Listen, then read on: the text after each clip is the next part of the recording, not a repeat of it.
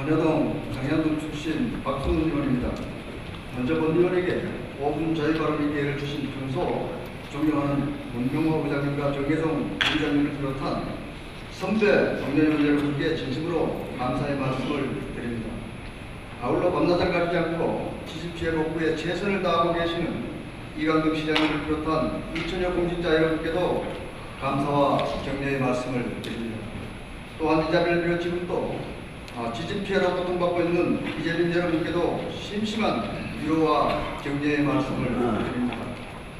본 의원은 2017년 11월 15일 발생한 지진피해 현장에서 보고 느낀 문제점에 대해 말씀드리고 대안은 없는지 살펴보고자 이 자리에 섰습니다. 첫째, 피해 등급 판정 기준에 대한 문제점입니다. 2017년 11월 15일에서 12월 2일까지 국가재난관리정보 시스템 NDMS라고 합니다. 예, 등록된 피해 신고 접수 건수는 총 3만 74건으로 알고 있습니다. 이 중 대부분은 공무원이 직접 세대를 방문하여 피해 조사를 실시하였습니다.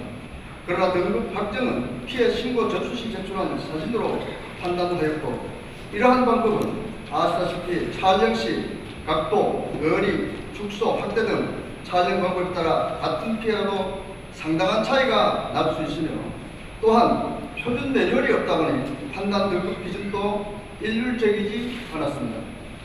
피해 판단 기준이 일정치 않다 보니 결국 피해가 심한 세대가 탈락하고 경미한 세대가 소파로 인정되어 지원금과 의원금 각 100만 원씩을 받는 사례가 발생하였으며, 이로 인해 등급에서 탈락한 5천여 세대에 대해 2018년 1월 2일에서 1월 10일까지 재심 신청을 하게 되었습니다. 본 의원은 재심을 요청한 5천여 세대에 대해서는 보다 확실한 원칙과 기준에 의해 등급 판정이 이루어져야 된다고 생각합니다. 둘째, 2017년 12월 20일 후 피해 신고 접수권에 대한 문제입니다. 피해 신고 접수 기간, 그러니까 1차는 2017년 11월 15일에서 12월 2일까지인데 3만 74세대가 접수되었고, 2차는 12월 3일부터 12월 20일까지 4천여 세대가 접수가 되었습니다. 접수 기간 내 신고하지 못한 세대에 대해서는 추가 피해 신고 접수를 받아주지 않는다고 합니다. 본 의원은 기간 내 신고하지 못한 세대가 만여 세대가 넘을 것으로 추정하고 있습니다. 기간 내 신고하지 못한 세대별 원인을 분석해보면 다음과 같습니다. 경미한 피해는 신고해도 보상을 받지 못할 것으로 예상하고 신고하지 않았다. 피해 입은 세대가 이렇게 많은데 나까지 신고하면 안 된다는 배려 마음에서 신고하지 않았다. 지진 피해로 겁이 나서 자식 집, 친척 집에 있었거나 또는 병원 입원 등으로 몰라서 신고하지 못했다 등이었습니다. 본 의원의 생각으로는 신고하지 못한 이유가 어찌되었든 이분들 또한 지진 피해를 입은 우리 포항 시민입니다. 세월호 희생자에게도 정부가 보상해주고 영흥도 낚시여선 사고에 대해서도 범정부 차원에서 보상해야 한다는 여론이 있습니다. 그렇다면 지진이라는 국가적 대재앙으로 피해를 입고 고통에 시달리고 있는 포항 시민에게 피해 신고 기간을 연장해서라도 지원금을 지급하는 것은 지극히 당연하다고 생각합니다. 이를 위해 포항시와 포항시 의회는 물론 53만 포항 시민 모두가 합심하여 중앙정부에 강력히 요구할 것을 촉구합니다. 셋째, 공동주택 관리 조례를 보면 이번 지진 피해로 인정된 300세대 이하 공동주택에는 6천만 원 이하, 300세대 이상의 의무관리 대상 공동주택은 1억 원 이하를 지원하기로 되어 있습니다.